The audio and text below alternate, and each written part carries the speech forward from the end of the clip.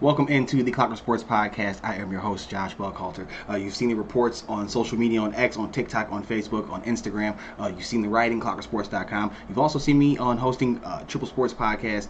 That is still going on. That will be back soon as well. This, though, is the focusing on the Chicago Bears reporting that I'll be doing the live reporting stuff. You'll also get some interviews from this. We've already had a couple from last season on here. We spoke to former Bear Anthony Adams, cornerback Brady Stewart, who is now actually with the Minnesota Vikings. So go ahead and check both of those interviews out. But had to get this back going and make sure that we had some content going before we start this here. Second week of training camp practice. The first week just wrapped up. There were no pads.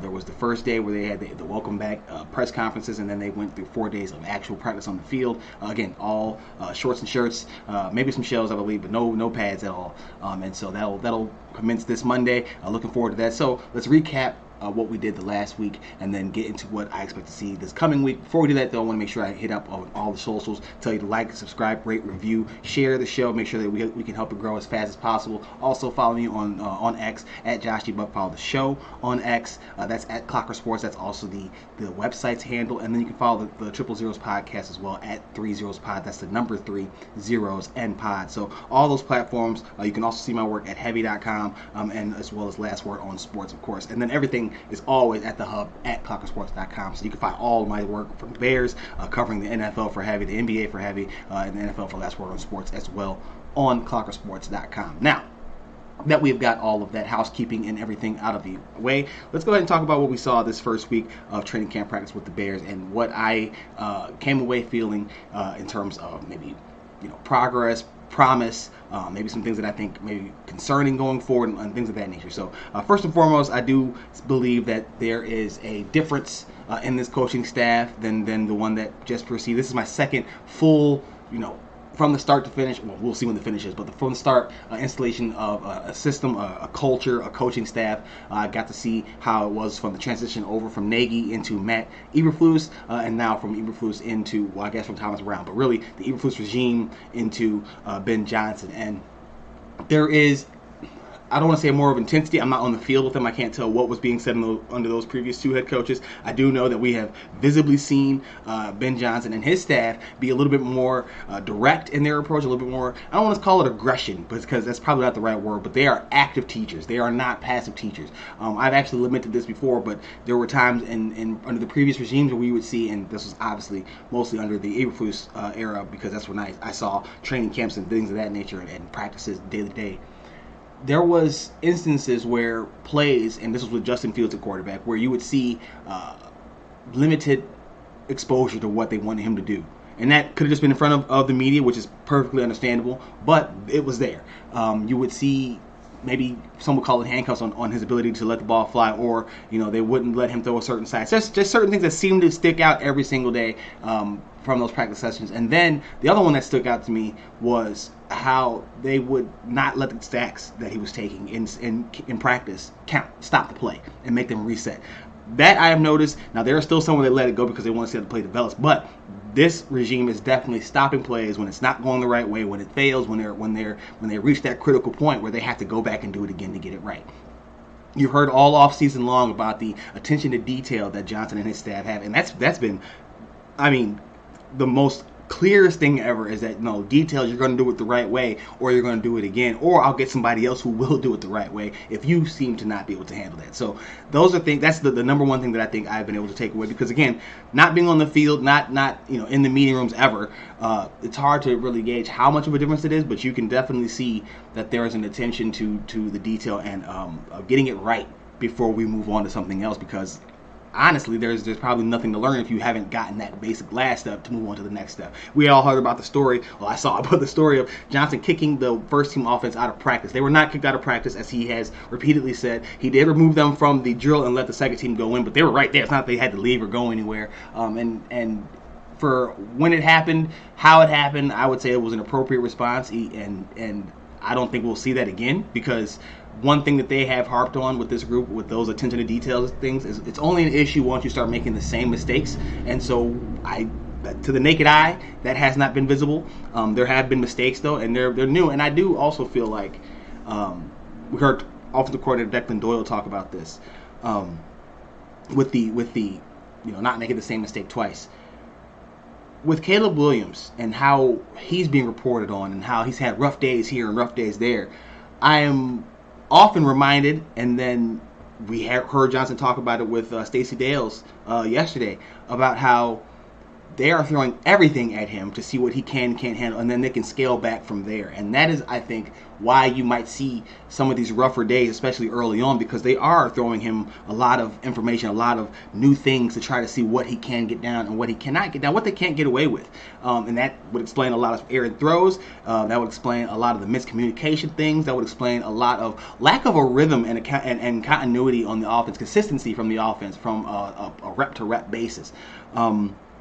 Additionally, DJ Moore talked about how they're not really that deep into the playbook. And now, clearly that could be a sign that they aren't progressing, that they haven't progressed beyond that point. But it also speaks to how maybe the defense has got a better bead on what they're trying to do than it seems initially, because they're not having to guess. They know what's coming. They have a pretty good idea of what's coming based on how it's looking coming out of the huddle. So those are a couple of things that I think have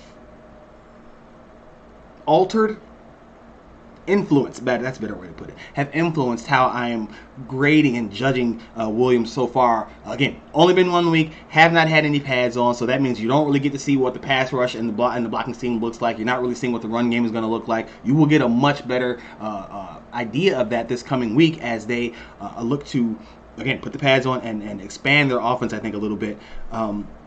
So this is a week where I probably will start being a little bit more critical of what we're seeing, just because I want to see some more steps from, they got over the pre-snap process stuff largely. They still had some of those errors at the end of last week, but there were not the repetitive and back-to-back type of things. They weren't stacking bad issues like they did there. Williams' play, again, has been uneven the entire first week, but I'm hesitant to judge it too harshly, because it's early in the process, but also because we have had them talk about all these other different factors that would lead you to believe that, okay, well, he probably would throw, have some inconsistencies in that new offense, where you're overloading him on purpose to see what he can handle. Not a lot of it there, not a lot of in terms of the playbook, and so therefore you're not getting a lot of diversity to throw at the defense, who's supposed to be good, and therefore is probably keying off on what they have seen and what they know is coming. This week should be a lot more telling in that regard, just all across the board, but for Williams in particular. So that's something that I think should be top of the list for everybody. It's just monitoring how big of a step forward can he take from that first week to that second week, because again, like I said, even the last week, even though it was uneven, there were moments where you could still see it. Maybe he didn't have the throws every day that they were talking about before in camp in the offseason program, but he did have 2 touchdowns at the end of practice on Saturday, so that was an encouraging sign for them to have as they go into this next block of practices. Elsewhere, what else was interesting? Because again, that's going to be the big story, right? If you can't get Caleb Williams right, then you're probably in trouble unless you can finagle your way down into the draft lower to get a better quarterback or another quarterback prospect this coming offseason, and that's always the fear. That was the fear when Johnson was hired. You're doing the whole mismarriage, unmatched timeline thing with the quarterback and head coach. But Johnson said that he wanted to come for Williams. Williams is a former number 1 overall pick, a Heisman-winning quarterback. There are a lot more signs to suggest that this is not quite the same process as we have seen from the Bears before. Of course, that will only be reinforced by results on the field. And so far, those have not been there. That's not to say they aren't coming. And that's not to also say that they have not been there, and it sounds weird, but by design, because of what they are trying to sort out right now in this process. Some of the things that they are sorting out, who's going to play left tackle? On Saturday, the Bears got Braxton Jones back, veteran, entering his fourth season, 22, 23, 24, fourth season at with the Bears as a former 5th-round pick. Remember, he started all 17 games as a rookie. He has battled injuries since then, and I think that that's probably his biggest hindrance right now. Not that they don't think he can play it, but you're not really reliable. I've long said that Jones's best trait is his consistency, in that you don't notice him as much unless he's not out there. You notice how much you miss him when he's not out there. He's made himself more of a presence in recent seasons, but again, it's still that whole the physicality part. I guess he's a do your job kind of guy, right? He's not going to stand out, but he won't be the reason that you fail more often than not. But with him sidelined, rookie 2nd-round pick Ozzy Trapilo has been able to get some valuable first-team reps, as has 2024 3rd-round pick Kiran Amegadjie. And when you look at the draft capital put there, right, you remember Ryan Poles is a guy who is I don't want to say married to his draft picks, but he's a guy who will move on.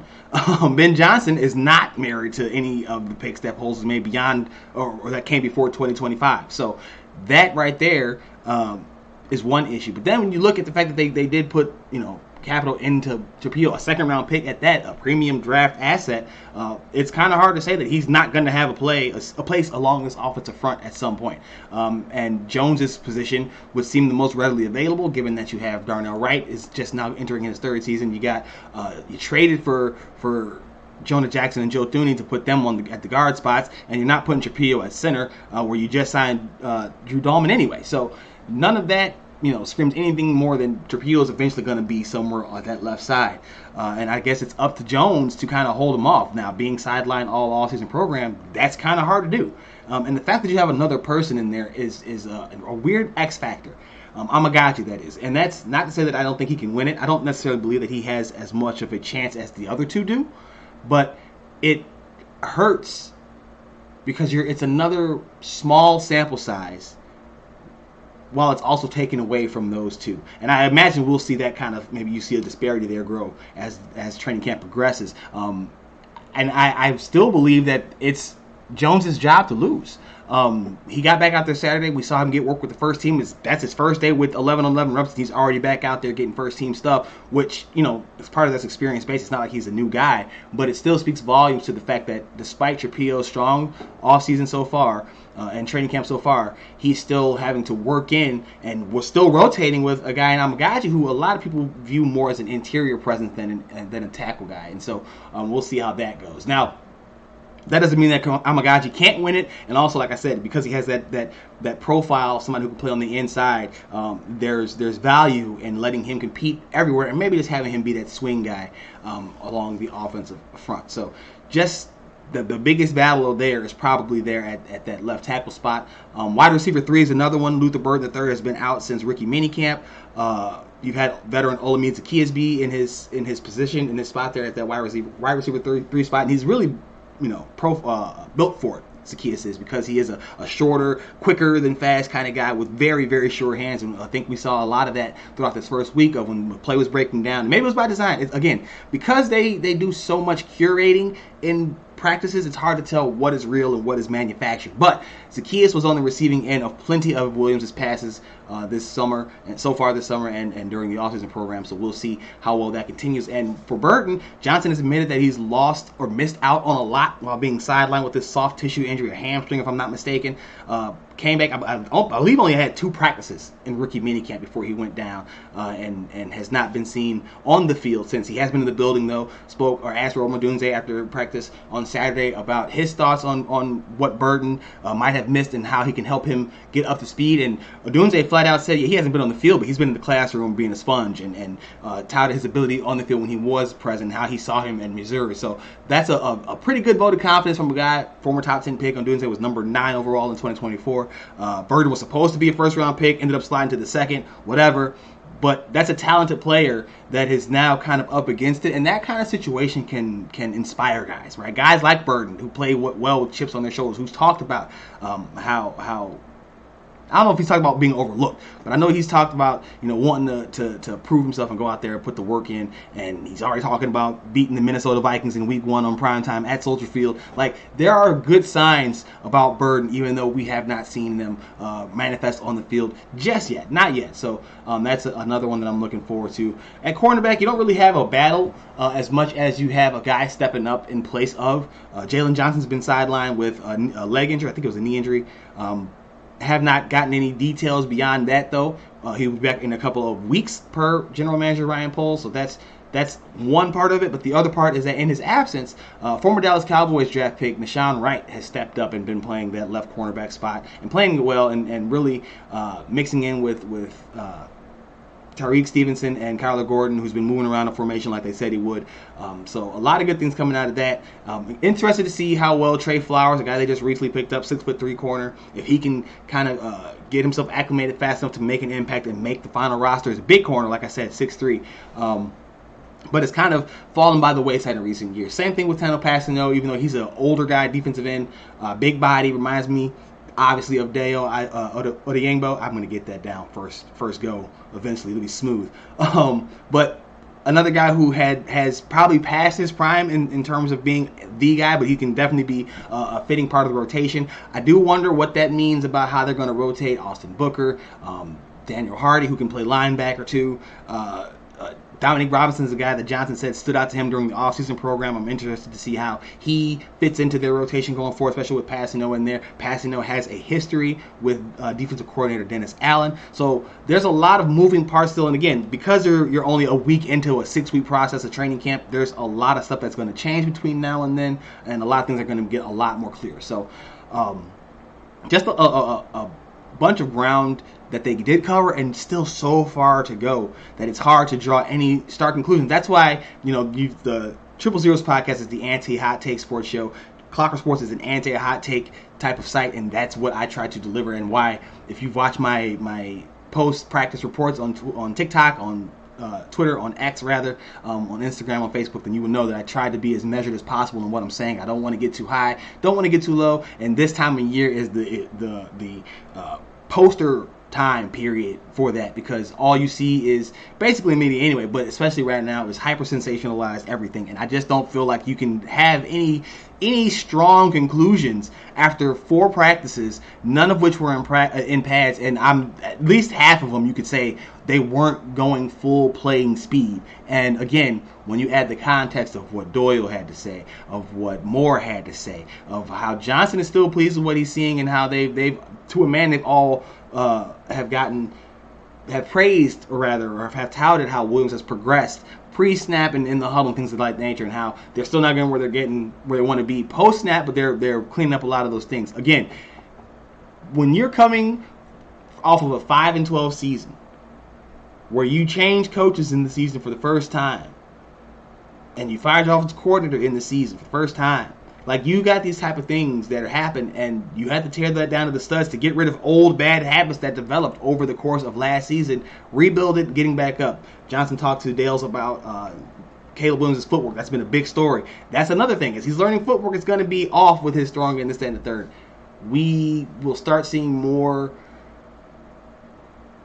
football-related things because they'll have pads on, there'll be contact coming up in the next week or so. I don't want to, again, I'm going to hold off my ultimate judgment on how I view all of that until I see how they do with contact, with pads. If they can get some more guys back, right? Will Burton come back? We've seen Colston Loveland out in the field. They're trending in a positive direction.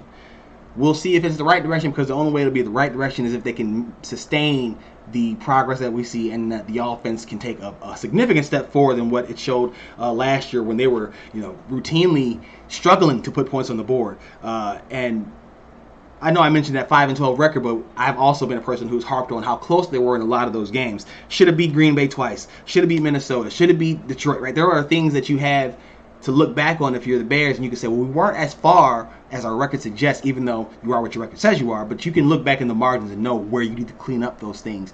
And I think that for them is probably more important than wooing anybody, or wowing rather anybody right now. That will come. But you can't do the big plays, you can't razzle dazzle until you get the steak. You can't sizzle without steak. So I feel like they're putting in the steak now. It's tough. They're still trying to tenderize it, this, that, and the third, but I feel like that is what their overall view is. Roughness is fine now. Get the interceptions out now. Johnson State does not care about interceptions right now, because he's getting Williams to try those different things of what he can and cannot get away with at this level. That's all great. So I'm still not going to be overly positive until I see it manifest in games on the field. They have these joint practices coming up. Those will be very telling. But it's a weekend. It's a weekend. Anybody's giving you a definitive answer on, oh, this is a bust, this is not going to work, this is going to be a failure, they're just trying to get a rise out of you, or they're uninformed. And usually those two things go hand in hand. So just keep that in mind. Again, that you're not going to get any definitive answers right at this point of the season. But Williams and the offense showed some signs of life.